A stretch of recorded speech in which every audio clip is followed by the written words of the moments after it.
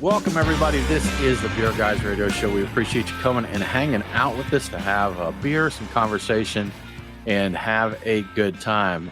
Shout out to Randy Savage and to Tyler for hanging out with us. Randy's lifting weights and listening to the stream. And Tyler is he's wearing his Eau de Chlorine. He's in the pool. That's Tyler's right. in the pool, and he's sipping a 90-minute from Dogfish Head. That's classic. Classic IPA. That's good stuff. So, guys, how you doing? I'm Tim Dennis. So just so everybody knows that. And Brian Hewitt, how the heck you doing? I'm doing well, Tim. How's it going? I'm good, man. I'm good. Yeah. It's been I'm good. It's been a rough week at work. I've for those that don't know, I'm a recruiter. So my job is to find people jobs. And I found 3 people really good, high-paying jobs this week, and all 3 of them turned down the offers, Brian. That's not good for me. That's not good for commission checks there. But I'm making it through. I'm pushing on. I'm drinking a beer. Did you ask them to reconsider, Tim? I did. Okay. All right. I've been doing this a while, man. I play the hard. I'll put the hard press on them. Maybe get a second opinion on your opinion. You know what, though? For what it's worth, I turned one of them into a sales lead. The guy declined the job, but he commented. He said, I really like the way you guys do business here. Let's have a call to see how you can help our company. Because I'm like, okay, then. Okay. So turning lemons into lemonade there is what we're doing. So, yeah. Mo, Mike, Nate, how are you doing? Doing well. It's another midway through the work week. So just happy to be here, throwing back some beer with my pals. I'm happy to be here. Nate, how's your new job going? It's going well. Today I had an agenda for what I was going to do, and by the afternoon I had a completely different agenda. So I thought you were about to say you checked it off. I was like that. I was going to say that's always nice, but no, I can relate much more to the agenda just totally changing. Just balled it up and threw it away. That's like checking it off. It's as complete as it gets, right? That's why you write it in pencil. Yeah. Boss pinged me mid-morning about a project that had a afternoon deadline. I was like, cool, I'll drop everything else and do this instead. Let's do this. The only problem is people want to know where's the stuff from the previous agenda. That's common. We used to have this spreadsheet at work. It was an Excel spreadsheet, but we actually had to pay, Brian, you'll love this. We had to pay a subscription fee to access this Excel spreadsheet. And but we'd put in like our task for the day, and then you'd rank one against the other. You're like, is this task more important than this task? And you'd say yes or no. And then by the time you were done going through your daily task list, it had prioritized it for you and what you should do. So it was one of those things where a business consultant comes in, charges the company, 5 figures for 2 days worth of work. And then they're like, this is what you need to make everyone more productive. Now, I got to say, as a guy who's in software, you can get a lot done with a spreadsheet. There are things that I'm a fan. I have accomplished that I might have written code to do, and I realize like all this stuff is built into a spreadsheet, and I need it for like one time. I can really quickly accomplish this that way and just move on with my life. So I got no hate for a spreadsheet. It's helped me speed up a lot of tasks. Do you remember Lotus 123? Are you old enough? I used it one place. I think it was a place that got bought out by. I want to say it was a place that got bought out by IBM. I had to use it for a short period of time, and I really didn't like it. I never got used to it, and I'm like, this is terrible. Like, have you guys heard of Outlook before? Because this is bad. And I don't love Outlook, but oh my God. I thought Lotus 123 was the spreadsheet, right? Then I'm thinking about, didn't they have an email Domino client? Or something? Maybe I'm thinking about that the whole email client. Lotus was the suite before Office became the suite. Oh, no, okay. I've used Star Office or the competitor that's the free one. Right. And that's not bad, actually. I got used to that. But no, I've never. Okay, so Lotus I didn't. Okay. I was getting confused with a different thing. That was the beginning of spreadsheet days, at least from what I remember. There may have been some. I think there were some simple ones before that. I remember a word processor I think it was called Paperclip on the Commodore 64. And this was before. Nate, do you know the term WYSIWYG? I have not heard that term before. In our day, that was important because it was a big change in things.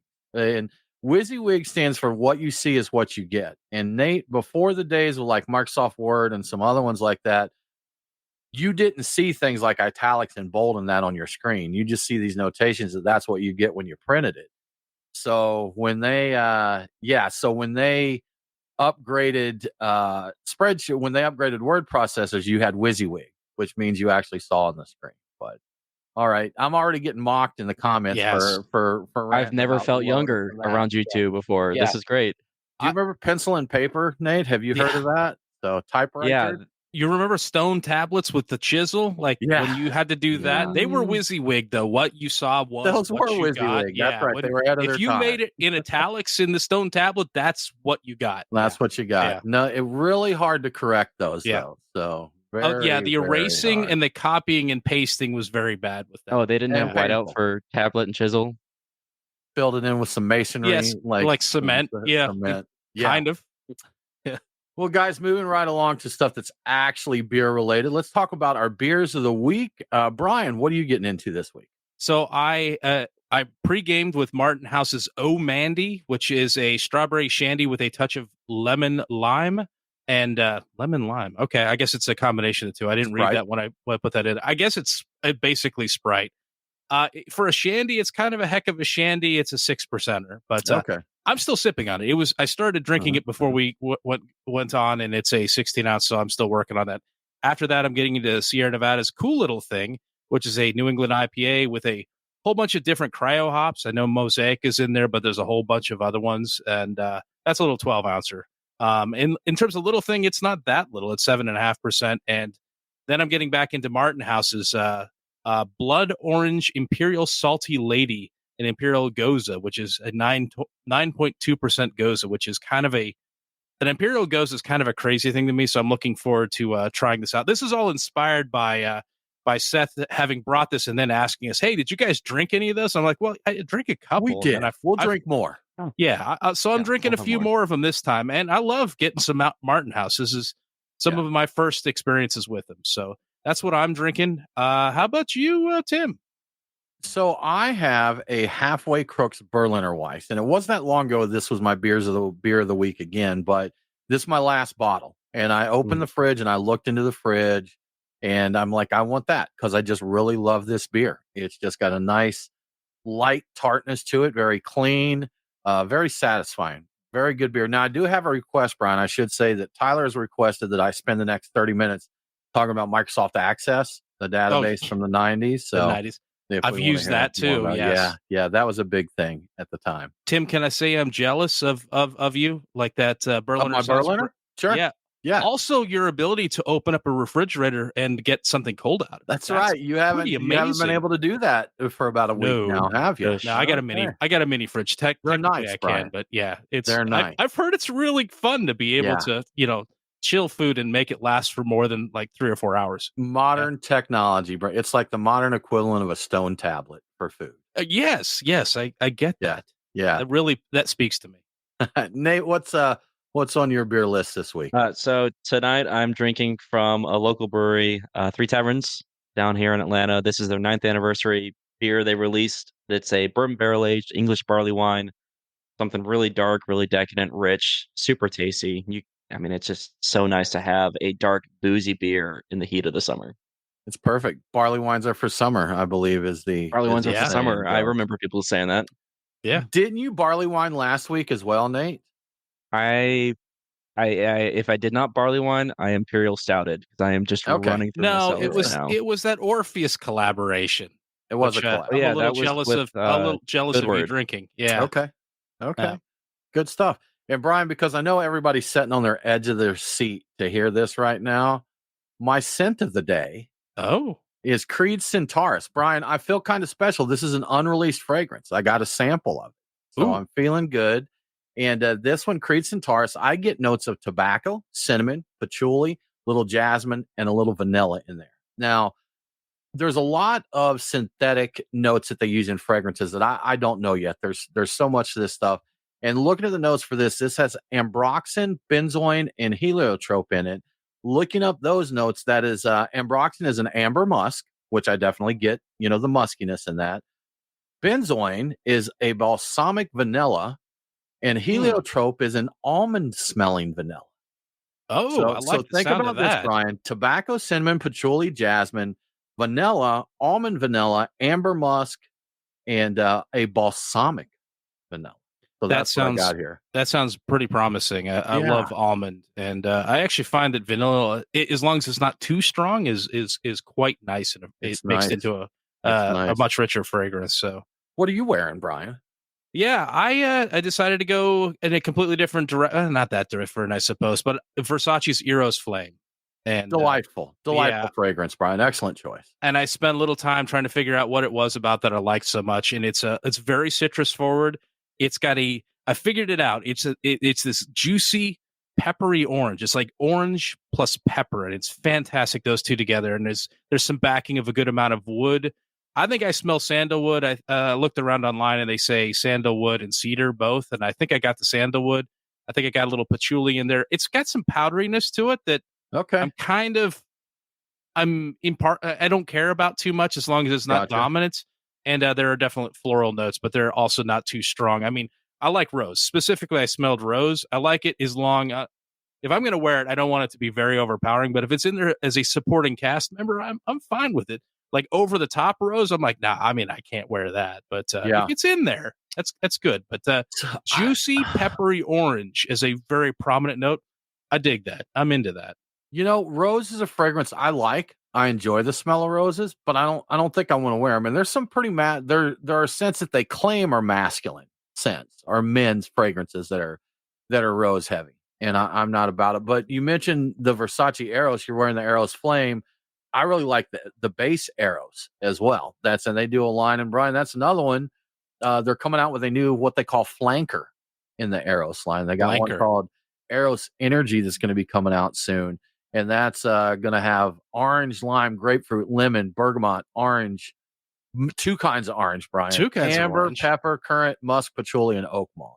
So I'll blind buy that one. I've already decided when that releases, I'm going to get it without smelling it because I think it's something I would enjoy. I've noticed that I'm both very sensitive to patchouli, but also very much enjoy patchouli, which is a good combination. Yeah. A lot of times I'm sensitive to something that I don't care for. And in this case, if there's patchouli in it, I will pick it up. And I don't generally like it. So I don't like it on its own. To me, that gets a little too hippie, but you mix it in with some things and I enjoy it. It's better. It's better if it's mixed in because it's super dense and earthy, and it really is. It's great for covering up smells of cannabis, basically. But gosh, yeah. It's cannabis is a note they're using in fragrances now. So, which it's crazy. Is odd because you don't really need that if you smoke any of that stuff because you're going to smell like it anyway. So. I have to think that the note that they're putting in fragrances has to smell different than the smoke when you're smoking it because I don't know why anybody would want to smell like that. But anyhow, y'all, we're not going to tie you up too long in our perfume and cologne talk. We can take this offline, Brian. We'll talk about perfume more later. I'm sure we will. Well, you know what? I want to shout out Stephen Pete. Stephen, good to see you here. Stephen Kettle Rock. And he mentions talking barley wine. He likes Kettle Rock's Sasquatch sighting. And that one's uber rare now. So it's going to be very rare. Yeah. Get it. So, and he gave a shout out to Six Bridges barley wine. Six Bridges is great. And that's here. Tyler's getting in on the fragrance talk here. He said chlorine. He goes to a weird place with this. Organic, historic, and I'm not going to read the next part, but it's right. Historic. Let's stop. We'll end with historic. Yeah. That's historical there. So okay, I should read these things before I put them on the screen. Yes, you should. I saw that and I was going to comment. I'm like, I don't know if I'm going to get in that last part. Yeah. And we've got thoughts on patchouli too, guys. So we've got thoughts on it. And it is very hippie, Tyler. That's right. And I think when it's mixed in with other things, I like the note as part of an overall recipe. But by itself, it is very, flower girl hippie. I've already figured out when you're looking at the colognes, it's in there as a base note. Anytime they want to take something that kind of leans feminine, maybe a little too much for people, that just adds some patchouli in as like a base note, and boom, just like pulls it right over. And then I think I'm guessing that's what Tom Ford does with a lot of his stuff. Like he's got a rose prick one that's supposed to be unisex, which I think it's made unisex, but let's just throw some patchouli in this thing, and then boom, now anybody can wear it. Like I don't know, maybe I'm not going to hate anybody who likes wearing it. Smells great.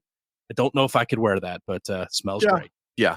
So, Well, Brian, moving along, you found an article. I didn't get a chance to read this, but I think you dove into it pretty deep from the Mad Fermentationist, who is Michael Tonsmere, who we had on the show many, many years ago. I don't even remember how long ago now. But, it's been a while, yeah. He's moved along. He actually opened his own brewery since then, but he did an article talking about craft beer inspired cocktails.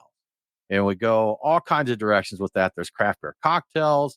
There are cocktails as here inspired by craft beer. And then there's craft beer that are inspired by cocktails. But he's talking about craft beer inspired cocktails, not beer cocktails, but ones that attempt to replicate beers. And he had a few thoughts on that. I think you found some of those interesting, right?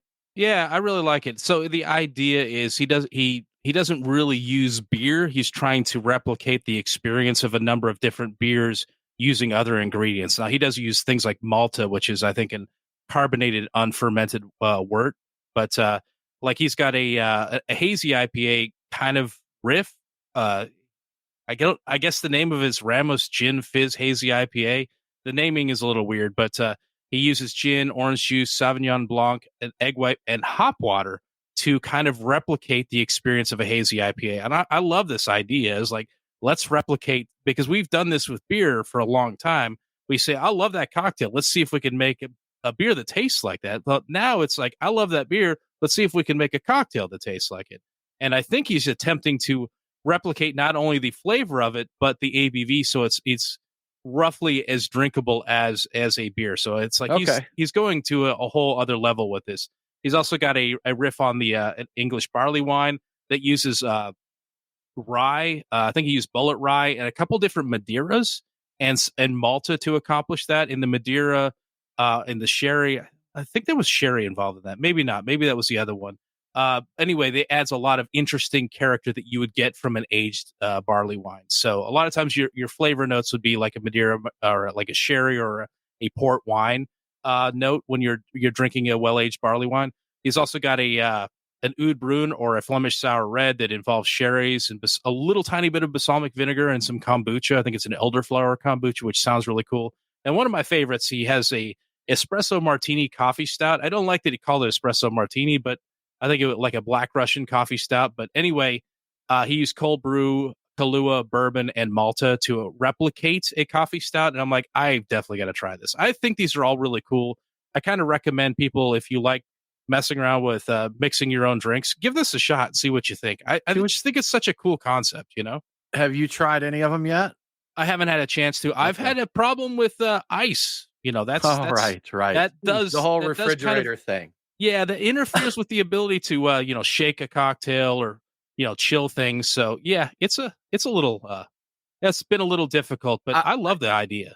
I don't think we said directly. We hinted at it, but your refrigerator died this week, and you're waiting to get it repaired. So you've had to, but it did mean that you got you a new mini fridge and a new standalone ice maker out of the deal, right? That is right, and I don't think that mini fridge is going anywhere. That ice maker, I'm going to fight to keep that on hand because I have had more ice than I know what to do with in the past, like, I'm going to say 24 hours. I think I got it end of the day yesterday, and I've been just cycling through that, just icing everything up. I'm putting ice in drinks that don't need ice. I made iced coffee just because I now have ice, so I can make iced coffee. So made a ham sandwich for lunch, threw a few with ice in there. Yeah, made it crunchy. Yeah, crunchy. instead of lettuce, I just put a little bit of ice in there for the crunch. Ice. Yeah, it makes sense to me, Perfect. Brian. Yeah, Perfect. It's great. I'm thinking about these cocktails that you're talking about and trying to picture the flavors, and I definitely can see like the Charleston, the one that he's saying is like a rye barrel English barley wine. I could get that. So the rye, the Madeira, the Malta, I mean, all of these, like the coffee stout and the Charleston, I definitely see him using the Malta. I see where that's coming from to bring, and that's going to bring a lot of the malty sweetness that you're wanting there. Of course, that's what Malta is. Yeah, exactly. I'm intrigued by using sherry and Madeira in anything, like replicating anything that is aged, because those are the notes I love so much in an aged beer. I don't think people realize how good, sherry can actually be. It's not very popular. It's very cheap to get these days. So people use the barrels for other things, but nobody really drinks the sherry, which is kind of a shame, honestly. But I've had some Oud Bruins that definitely had that balsamic note in them. Really noticeable. And I mean, I can definitely see that. The mix of sherries, the balsamic, the kombucha. I could see that playing in the Oud Bruin territory there in that neighborhood. And I mean, in all honesty, if you take Malta, it's kind of cheating. You take Malta, then you throw bourbon, Kahlua, and cold brew coffee in it. Yeah, I mean, you're adding the bourbon and Kahlua to get your alcohol note in there, and you're gonna have coffee, Malta, and then you're adding the alcohol in. So there's your stout. I mean, that one makes sense. Pretty easy to read that one. I would consider throwing a little tiny bit of sherry in that to make it an aged stout. Like aged. Bring in the old library note. That's right. Add that little touch. Yeah, I love that. And in the article about it, I think we was talking about that coffee stout recipe.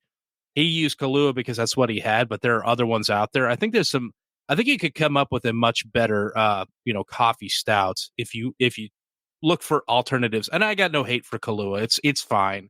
But I'm not sure the Kahlua is necessary in that. Maybe I'm sure he had his and I will say this: Tonsmere knows what he's doing. Yeah. So if Tonsmere is like, this is the way to do this, I would believe that he probably got it in the neighborhood. So Nate, as you are our cocktail corner guy, something for the agenda. Why don't you try and pick out a beer and see if you can recreate it?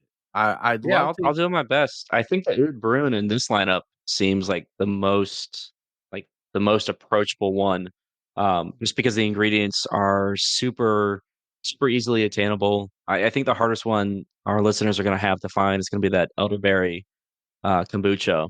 But I definitely I'll take the challenge. I'm curious. I'm trying to think of the ones I think the hazy IPA one would have been a tough one, and I'm assuming bringing in the egg white to get the mouthfeel there. Yeah, so the haze in the mouthfeel. Orange juice, Sauvignon Blanc, egg white, and hop water. Okay, all right. Well, and so he did a good job because a standard Ramos Gin Fizz is the dry gin, the egg white. It's lemon juice. I use lemon juice in mine, and then I do orange blossom water.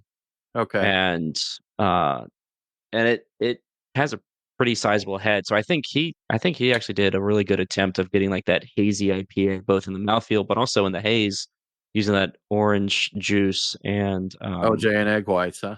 Yep, and the egg white. Yeah. Have you noticed that Brian also has a pretty sizable head? I have noticed that. Yeah. Yes, the beard definitely lends some benefit to it. It accentuates it. I didn't even think about it, but I was at a fancy restaurant. Was it last Friday? And I had something that was very reminiscent. It was not at all meant to be, but the cocktail was a blend of champagne and elderberry or elderflower liqueur, and I want to say tonic water. And when I was drinking it, I was like, this is in the neighborhood of some saisons I've had. I'm like, this was really, really nice. It's very light, very effervescent, very sparkly. And I'm like, man, this is something farmhouse adjacent, perhaps. And or saison adjacent. So that's another thing that would be an interesting way to replicate something that we know and love. So I think it was just, I don't even remember what it was. It's just I think it was just some well champagne and elderflower liqueur and tonic water. And oh my God, that was really good. It was on ice, but I'm not going to hate on it. It was fantastic.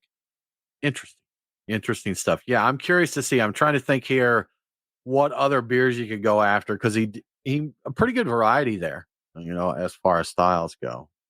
Interesting. Well, Brian, big news this week, just hot off the presses in the last day, but Tilray, who we all know owns a boatload of breweries. I think their first acquisition was Sweetwater, and then they bought a bunch more, and then they bought a bunch more. Brian, they're buying more breweries, and this one's actually hitting close to home. It's bringing a couple of George's children, back under the same roof, but they're buying from MolsonCoors, Hop Valley Brewing, Revolver Brewing, Atwater, and our beloved Terrapin Beer Company. Yes, they are. So what's up, man? Any more details on the Tilray deal?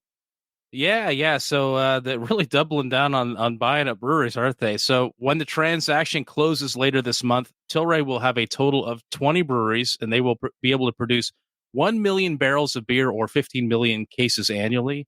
Brewbound has done the math, and I was reading their article for all the juicy details. They say this would land Tilray firmly in the number 4 spot in the Brewers Association's list of top craft breweries in the U.S., ahead of Gambrinus, which is Shiner and I forget who else. Trumer? Shimer? Yeah, anyway. So that's pretty significant. And I think in terms of volume, they're almost twice the volume now of Gambrinus. I don't have the exact number in front of me. This will expand their distribution by more than 20%. Tilray will also be the number 1 seller of craft beer in the Pacific Northwest and the largest brewer in the state of Georgia. Once you bring Sweetwater and Terrapin together, that makes them huge. Yeah. All right. Tilray says this is not going to be their last acquisition. They will be doing more, but they aren't actively looking to buy at this moment. They do get a lot of offers to buy craft brands. They say it's like daily. People are just saying, hey, you want to buy our brand? The company is more interested in buying larger roll-ups of craft brands like this one. Then they're not likely to buy deals. They're not likely to buy the one-offs. They're going to buy, a bunch of breweries at a time. So the financial details of the transaction weren't disclosed, so we have no idea what they paid for it.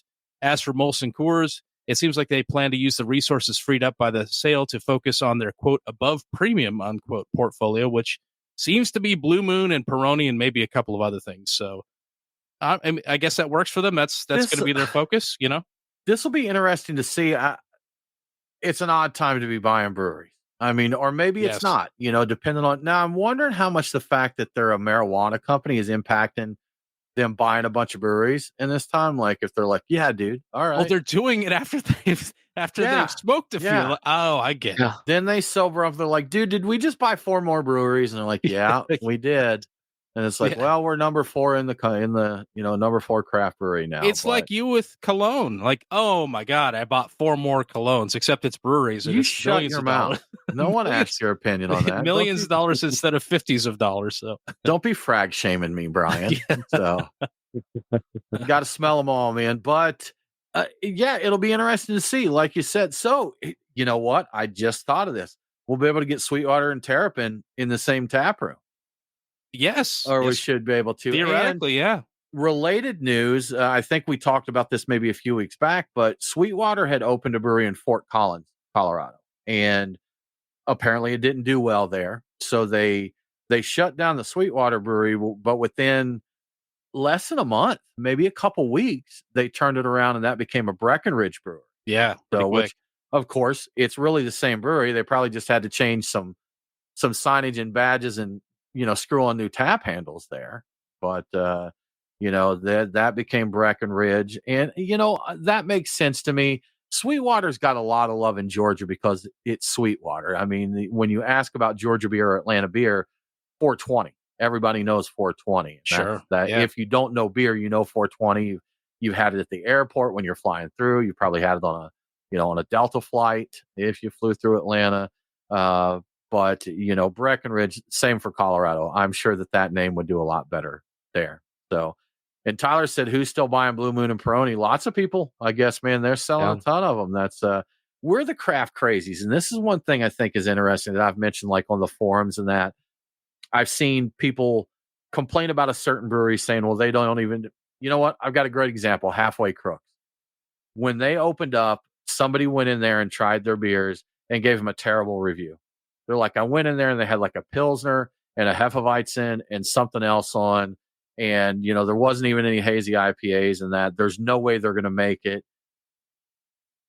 With the exception of a few breweries, these breweries are not making it because of their hazy IPA. They're making it because of the beer that people buy a 12-pack of, a case of, put it in their fridge and have it in their fridge every day, every week. They're filling up the cooler for the weekend to the boat. And those are beers that you're going to find like a Blue Moon or Peroni style, a brewery that has those.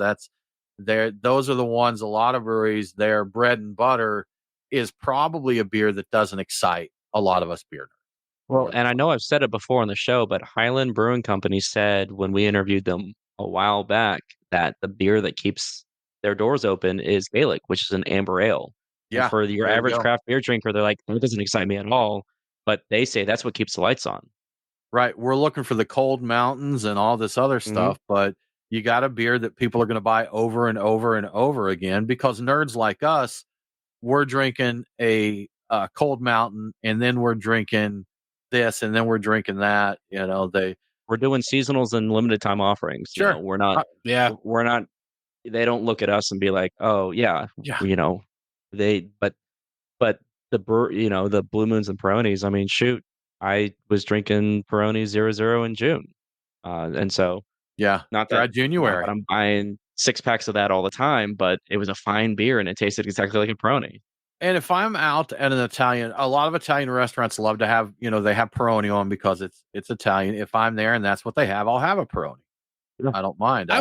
I went through a Peroni phase where I really was looking for those. It was kind of before I got into the Bitburger, it was my Bitburger. So I have a lot of love. Probably doesn't Peroni. like them. I think chlorine may impact the taste of Blue Moon Peroni. So that's probably his issue. This is probably in Blue Moon. I'm like, you won't be able to smell those citrus notes over all the chlorine in your swimming pool. Yeah. That's another one people love to hate, but man, so many people have started a craft beer journey with Blue Moon. And you know what? Even if they don't go any further, Blue Moon is a step up from, if you're a Bud Light drinker, as far as taste and body and all that goes. Sure. Blue Moon is a great place to go if you want a little more out of your beer. And I know we like to hate on it, but the story of Blue Moon and like Via and what he did to grow the brand and turn it into something story, man. Selling, it's a fantastic story to learn more about. I bet Blue Moon has done a great deal for craft beer as a whole. It's because it is one that people try and they're like, wow, this got flavor, this got character, this got this and that, and it can start exploring there more from there.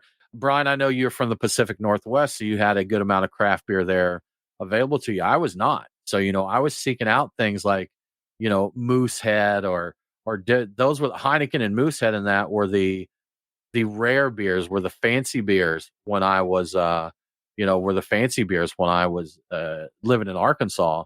And that was, the gateway. My first craft I've shared a few times before was a Sam Adams. And that was the one that got me thinking, wow, there's more flavor. There's more out there, to step up from. So it's interesting. Our Don't forget where you came from. Yeah, our Blue Moon was Widmer Hef, so that was around. It was is kind of our thing, and a lot of people probably got started there in the Northwest. Yeah, so and that's still around somewhere, and that's owned by Tilray, and maybe we'll see that. I keep hoping we'll see Widmer Hef over here at some point in time. I know we've seen it in the past, just haven't seen it in a while. So see what goes on. Yeah, Stephen Pete chimed in here. He said he had a Blue Moon last night, and he said where he was, the choices were a Yuengling, a 420, or a Blue Moon. And sometimes you hit places; those are your choices. Those aren't the worst choices. No, it's not terrible. I mean, I would, depending on my mood, I might go 420 or Yuengling, but I mean, I'm not going to be angry at somebody for doing Blue Moon. So I haven't done it in a while. I would drink it now just to see what it tastes like. Honestly, it's been a while. We're kind of talking about this in a bit of a derogatory tone, but in all honesty, none of those are bad beers. I mean, if you want to, you're not being tortured if those are your choices, basically. No. So, yeah, good stuff, man. Well, Brian, on the flip side of the Tilray is buying and growing, and I guess doing well. Congrats, stoners, way to go there. Yeah. The flip side of that is Monster Beverage. They are not doing so great. Yeah. So in addition to weak sales growth for their energy drinks in the second quarter, Monster Beverage Company took a big hit in their booze segment, declining fermented malt beverage, FMBs, you might hear them called. The volumes of that pushed down net sales by 31.9%. We're going to say 32% to $41.6 million, down from $61 million in the second quarter of last year. In May, in addition to that, in May, the company announced the closure of the Deep Ellum Brewing Company taproom and brewery in Dallas, Texas. Prior to that, they gutted Cigar City in Tampa and turned it into a, quote, innovation center, unquote, and a production hub. And in November of last year, Monster closed the 50,000 square foot Oscar Blues Brewery and taproom in Austin, Texas. It would seem that whatever it is that Tilray is doing to be so successful, could be the chronic, Monster is doing exactly the opposite. So, and it could just be caring about beer because I don't think Monster does. I don't think they do. No. Those Unfortunate. They destroyed some great things there with that. Yeah. Brian, I have a point. I have a question, a comment. FMB. Yes. You said fermented malt beverage. Does that not stand for flavored malt beverage? Oh, maybe it might be flavored. I believe it's like the Now I'm not sure. I think FMB is flavored malt beverages, and it's talking about stuff like I can't think of another one there, but like the Smirnoff Ices and such. I think it's fermented though, isn't it? Not according to Gemini, because before I said anything, I Googled it. Oh, you might be right. Flavored malt beverage. I thought it was fermented. You know what? FMBs. We hear all these terms thrown around out there, but either way, we get the point. We got the point there, Brian. Yes. Sure enough. But yeah, so Tilray up, Monster down, and I'm a little salty at Monster in general because I mean they really crushed Cigar City, and that was Wayne Womble's. I can't. Nate, would you Google for me and find out what Wayne Womble's new brewery is? I would like to give him a shout out because he bought. Oh yeah. He bought John Cochran's place, and to tie everything together. Wow, it's a wreath here. It's a family tree wreath, Brian. John Cochran and Spike Bukowski were the founders of Terrapin Brewing Company. When Terrapin sold or was bought by MolsonCoors, Spike stayed on and continued with Terrapin, and John moved up to the Asheville area and kind of got out of the deal. John ended up opening a small brewery there. I forget the name right now. We had him on the show to talk about it. But we had on the show to talk about it, but then John got out of his little brewery, and when Wayne Wombles was let go from Cigar City, Wayne purchased that and opened a brewery. So, Nate, you find anything yet? Not yet. Google Wayne Wombles Brewery, North Carolina. Brian, you got it for us? I've got it. I think it used to be Upcountry Brewing, and I think it's becoming Griffin and Sphinx. That's right. I remember him posting the logo now. He said his wife did the logo for him, and I do recall that. So I did a little Googling of my own while you were talking. So yeah, it looks like the logo is going to be that looks like a Muppet and a kitty cat. I'm not sure. Anyway, I don't think that's what it's supposed to be, Brian. I believe he may be offended here and you say that. And again, to bring it all back to Georgia, Wayne worked in Georgia. He worked for, I believe, Buckhead, a couple breweries possibly, but I know he's at Buckhead Brewery. And Hunapoo, that everybody knows and loves, the first appearance was at the Cask Ale Festival in Atlanta. He did it as a cask for the Atlanta Cask Ale tasting. There you go. There's y'all's beer history lesson for the day. We wrap some beer history into all this news. Boom. Threw it right in there. Brian, bummer news. This one I do feel bad about. Monster, I feel bad for the breweries that are impacted. And sure, they did this to themselves. Have you seen that meme that someone driving down the road on a bicycle and they stick a stick in their own spokes? Oh, yeah. And crash. And then they're like, that's Monster. Monster put the stick in their own spokes here. So yeah, I don't feel bad. It does seem like bad for the breweries impacted by it. Unforced errors. Well, yeah, the people that get fired because of really bad decisions. Sure. Yeah, I feel terrible for them. Wayne got let go, but it may turn out to be a great thing. He's got his own brewery going. But man, it kind of sucks that he's not going to be there at Cigar City doing what he did there, because what he did there was great. So I don't know. Yeah, I think everybody when Wayne left knew he'd land on his feet. He had a lot going on there that whether he landed somewhere else or did his own thing. I think everybody. Yeah. Oh, for sure. Yeah. Well, Brian, we do have some more stories, but before we move on along, let's give a shout out to our amazing sponsors. We want to thank our friends at Terrapin Brewery Atlanta. Big news for them this week, as we just mentioned. Yes, Terrapin Brewery, but they do have a tap room at Truist Park, the Brave Stadium. There's great beer. There's barbecue there. There's good people, Brian. We like those guys. Very good folks there making good beer, and always something new on the taps there. So if you go in, you want to check out something new. If you go somewhere and your choices are only a Peroni, a Blue Moon, and a 420, that's not going to happen to you at the Terrapin Tap, because they're going to have something new on. They're also going to have your old favorites on there. You're going to see a Crunkles. You may see a Moohoo on there. All kinds of good stuff happening at the Terrapin Brewery Atlanta. So go check them out. Grab a pint. Try something new. Grab some barbecue, as we've mentioned, Fox Brothers right there in the tap room. So you can get, if they've got the country fried ribs, get those. Pairs well with anything. You're going to have a good time. So thank you very much to our friends at Terrapin Brewery Atlanta for sponsoring the Beer Guys radio show. And now it's time for the Truck and Tap season update. It turns out it's still summer, folks. So there you go. There's the season update. You're safe to leave the Lederhosen and the pumpkin beers safely tucked away for at least another week. And with the knowledge that we are still well within summer, it's time to make some strategic beer decisions at your local Truck and Tap.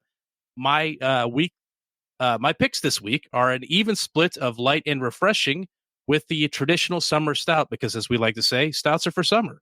At the Truck and Tap Woodstock location, I'm going with New Realm's Lima Veza, which is a Mexican light lager with lime. It's kind of a no-brainer in this heat. At the Duluth location, my pick is Creature Comforts Athena Paradiso, and this is one I didn't know existed, Watermelon Salt Edition. So it's a Berliner Weiss with watermelon and salt, and I'm going to have to try that. I will try that as well. Yeah. I wonder if they're going to come out with a watermelon and was it cinnamon? Is that the one you sprinkle on it? I was talking about this weekend. That sounds like it's supposed to be very good. Maybe not, Brian. I think probably leaning more towards the maybe not. Okay, I'll get back to it though. So stouts are for summer at Truck and Tap Alpharetta, because my pick is WeldWorks Speculoos Cookie Butter Milk Stout, which is a pastry stout with lactose, speculoos, cookies, and vanilla. It's going to have you sing milk was a great choice. And finally, at the Lawrenceville location, it's Angry Chair's Infinite Dunks, an Oreo cookie oatmeal pastry stout. The beer style itself is nearly as much of a mouthful as the beer itself. So if you'd like to check out the tap list and make your own picks, or even play Truck and Tap Roulette, just visit truckandtap.com. You'll find everything there. And thank you to Truck and Tap for your support. I want to hunt down that Speculoos stout because I dig those cookies, man. I saw that and I'm like, I don't even care what the temperature is. It could be 1,000 degrees out. I'm drinking that. So I think the only time I have those is when I take a flight. Like, it's nothing I ever buy, but you always get the little 2-pack when you take a flight. And I'm like, these are nice. These are nice. Maybe it's something, they talk about like food and beer and things that they formulate certain things for the high altitude because your palate changes. Oh, so maybe there's just something with the Speculoos cookies that I'm going to have to try one here at ground level, Brian, and see how it works out. You should. And is that the thing that they also sell at like a Cost Plus World Market? Like they have all the international candies, but I think they also have stuff that you only get in flight for some reason. Because I went down. I know Trader Joe's has Speculoos, and they because the ones that they do on flights, I think the brand is Biscoff.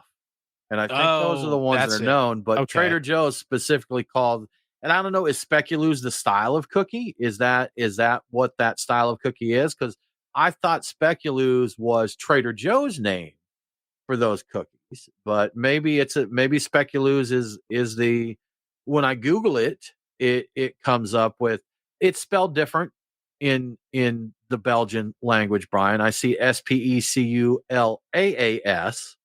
For us Americans, it's Speculoos. And as I'm looking here, I see a thing talking about 20 Speculoos cookie recipes. So they're out there, Brian. The Speculoos are out there. As somebody they're in a stout, from what I hear. Yes, I've heard this too. I've heard this recently from somebody. I don't know who. Where did I hear that? As somebody who's very much into cookies and as their preferred dessert, I'm kind of embarrassed I don't know more about them. I really need to get in on this and figure out what's up with Speculoos cookies.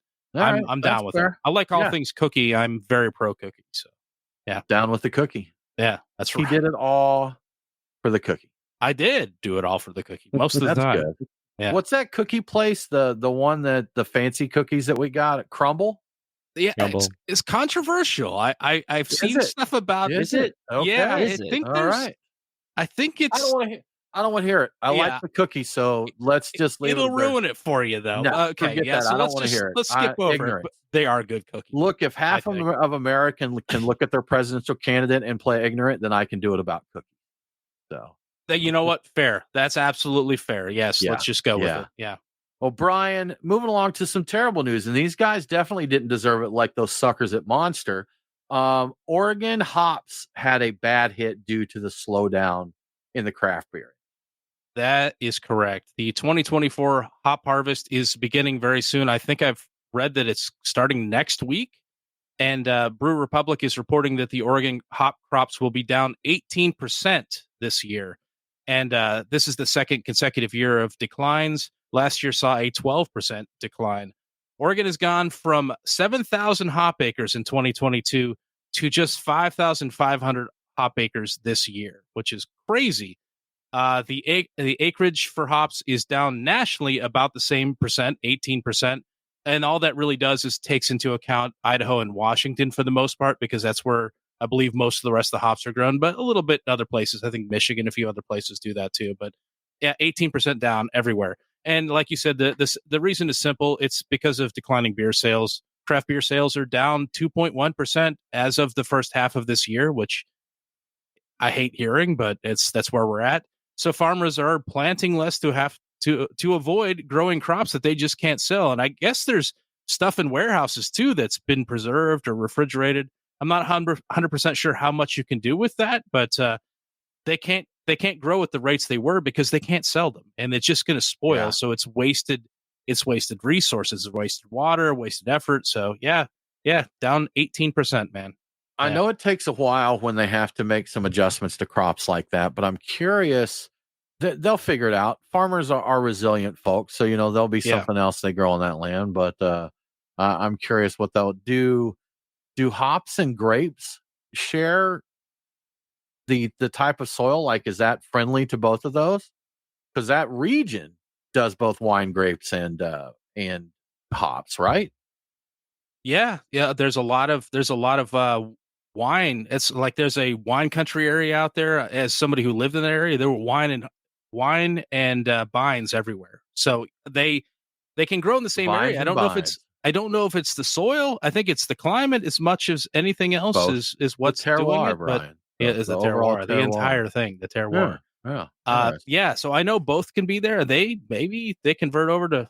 The problem with committing to wine is I think you've got a lot of years for those wine vines, grapevines to grow before they get to a mature level to produce. And if you got to switch gears and go back to hops, you can't do it. You're like locked into that. And so that's a heck of a commitment. I'm not sure that they can switch over, but maybe they would. I'm like, if in the long term they don't see this coming back, then maybe that's a smart play. Though I think wine sales are also not doing. Well, that's what I was going to say. Is there any point? Maybe grape juice. I mean, they can grow them for grape juice. Maybe, who knows? Could be. Yeah. Brian, I love this story because Athletic Brewing, big news from them. We talked to those guys. Really, they weren't brand new, but they were young when we first started talking to them. We were just starting to explore NA beer. They were just starting to make a name for themselves. And Brian, they haven't slowed down since then. I mean, just insane growth from Athletic Brewing. And this is just hugely major, Brian. They've got a partnership. And I think a lot of people will be surprised to hear who it is. Yes. Athletic Brewing has formed a partnership with the English soccer team Arsenal. Arsenal will feature Athletic Brewing's Run Wild IPA at Emirates Stadium for both men's and women's matches. Athletic will be the team's first official non-alcoholic beer partner. And Athletic Brewing will, in turn, be launching a marketing campaign and a series of promotions to promote the partnership. According to CNBC, sales of no and low alcohol beers are rising in the UK. They've been up like 38% on match days this summer, so it's kind of a huge thing. It's interesting that Athletic isn't the only non-alcoholic beer officially involved with English soccer, though. Guinness 0.0 is the official non-alcoholic beer partner of the entire Premier League. So at that level, Guinness has got it, but at the Arsenal level, it's Athletic. So that's pretty amazing. Yeah. Rock on Athletic. That is good stuff, man. Good guys over there. So it's cool to see them doing so well. And again, NA beer seems to be continuing to grow. They may not be, I don't know if craft beer loses enough, maybe their percentage of market share will go up even higher if the market's smaller. But I don't know.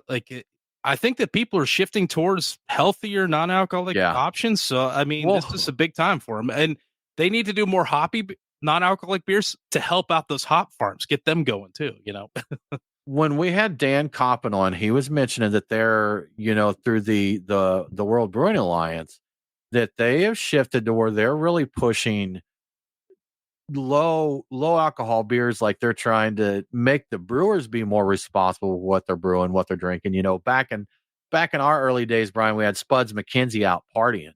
That's right. We had Alex from Stroh's out there, and that was it. It was partying. It was girls in bikinis. It was Budweiser frogs and that. And they're really pushing people to go more towards lower alcohol, responsible consumption rather than raging party time with Spuds McKenzie type of stuff. And I actually saw some news yesterday that they're saying that no amount of drinking, any amount of drinking, has negative health impact. And apparently that is the accepted science now, the accepted thing. So that's where World Brewing Alliance is advising, like the WHO, not the band, but they're advising these folks on how to, I don't know if tolerate's the right word, but they don't want them to shut it down. Like the big thing, if you're looking at it from a health perspective, their thing is don't drink. It's bad for you. Don't drink.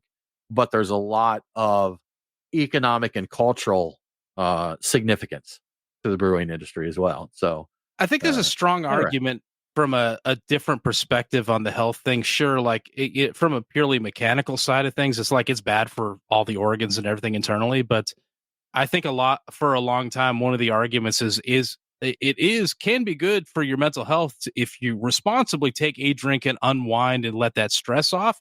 That for a long time, that's been an argument for a variety of vices, including beer. So I think that there's still an argument out there, like, yeah, no amount is healthy, but how are you defining health? right.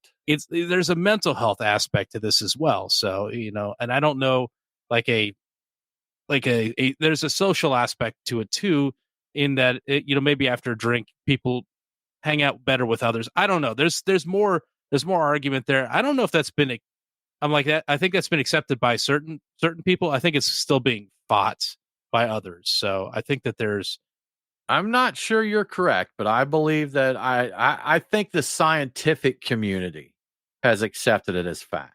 But there's all these things that we always talk about, does correlation is not necessarily causation. And, Tyler says good health is very vague nowadays. Things always change, man. It's true. In my lifetime, eggs have been healthy and deadly like 5 different times. They've flip-flopped. Coffee's done that too. Whether or not you can eat it. It's bad and good and bad and good. So yeah. When I was a kid, a stick of butter was a health food. Like if you didn't, you're running out, your mom hadn't packed you a sandwich, she'd just hand you a stick of butter to take to school with you. That'd get you through the day. That would be just fine. But then margarine came in to save the day until, oh wait, it's trans fat and it's going to kill you. Margarine's not bad for you. I remember when we made the switch from paper bags to plastic bags, then we had to go from plastic back to paper because we were ruining the ocean with the plastic bag. So it's just all this stuff we need some folks that think a little more further ahead, look at the big picture of things on that. But, like you said, Brian, if you sit down at the end of the night, you have a drink and you unwind, then there's going to be things from lowering your stress, chilling out, and even if it's not the alcohol, even if it's just the mindsets that you get in when you sit down and have a drink, there's so many other factors to it. Maybe everybody that said have moderate drinking, there could have been other factors that those people who said they were moderate drinkers. So, but yeah, Nate, eggs are okay again, as he was asking there, but they told another interesting fact. They said eat egg whites. If you want eggs, eat egg whites.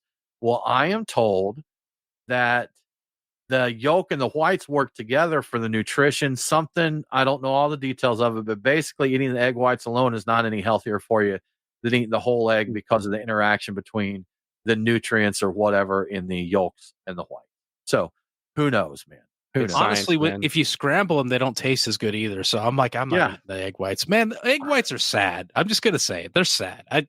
No, I'm not down with that. I went to breakfast with a big boss for my company one time, one of the C-level guys, and he's a weightlifter, bodybuilder, fitness freak, and he got a carnivore omelet that had sausage, bacon, ham, all of this, and he said no cheese and make it with egg whites. And I'm like, I actually asked him, I was like, I got a question for you. I was like, if you're getting all those meats in there, why go with egg whites? And I'm just like, you've got sausage, bacon, and ham in there, So, but the lack of the yolk, it forms a vortex that sucks in the other fats and makes them go away. So that void that it's created just sends through a wormhole all that fat to another dimension where there's a fat version of him that gets fatter. Yeah, that's like if you eat pizza but you have a salad before it, then you don't get fat from that, because the salad, as it's going through your system, it just points to the pizza. It's like he's with me. It's a health buffer. Just kind of It's a Yeah, man. Forms a protective layer of leaves. There's tricks to all of this, man. You just got to figure it out. Well, Brian, we are going to wrap the show up with a little bro science. A little discussion in bro science here. We got a few more minutes left. And you were plucking around on the internet. You actually landed on Beer Advocate forums. And there was someone in there, and we don't know if he's 100% right. He posted in an authoritative tone with what he put there. So it's someone that you could believe, but having been on the internet for a while, we know not to take everything at face value. But he was talking about drinking and ABV levels and how that impacts hydration. Yes. So what's the scoop there? Yeah. So I'm going to give him credit. The user is Bub Seymour on the Beer Advocate forum. And he presumably, I don't know, you can't tell these things, used artificial intelligence to ask about what's the effect of different levels of ABV on hydration. And it was a pretty long list. I don't have all of it here, but here are a few of the interesting claims. A 12-ounce beer, a 12-ounce 4% beer consumed slowly over an hour will have a minimal diuretic effect. So it's going to have a very small amount of effect on your hydration. But if you chug that same 12-ounce 4% beer, it will have a much more significant diuretic effect and produce noticeable dehydration because of the volume of alcohol that hits your system at once. You would have to drink a 24-ounce or more of water over the next hour to counteract the effect. And he also points out that drinking water slowly over an extended period of time is more effective than chugging it all at once, a large volume all at once, which is, I think, what a lot of people do when they're like, oh my God, I had so many beers that I have to wake up and work tomorrow. I'm like, I'm going to just pound this. Like, it's not as effective, pacing it out. So I asked AI myself about this because we're both going to go to the same untrustworthy source. And I couldn't confirm his exact numbers, but the robots told me that beer, regardless of ABV, is not as hydrating as water. I think that's pretty obvious. Even at 1%, water will still be more hydrating. Oh, I hear the robot right now. There, your robot answer's ready, Brian. Yeah, there you go. Okay, and I'll continue on.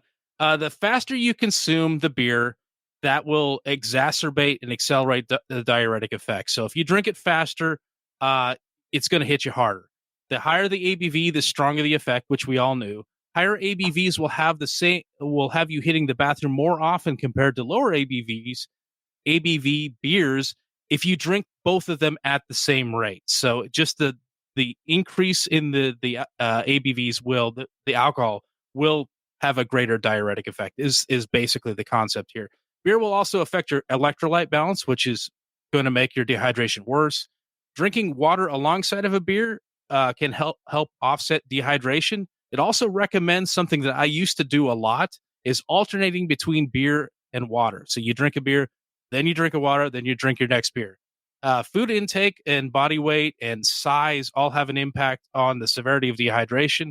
When you drink a beer, eating beforehand really does help keep you from getting as dehydrated or as intoxicated as you would if you didn't eat. So these things, some of them are fairly obvious. I think there's some interesting stuff here. Like the speed at which you consume a beer has a great deal of impact on what it does to you, which I think is the big thing.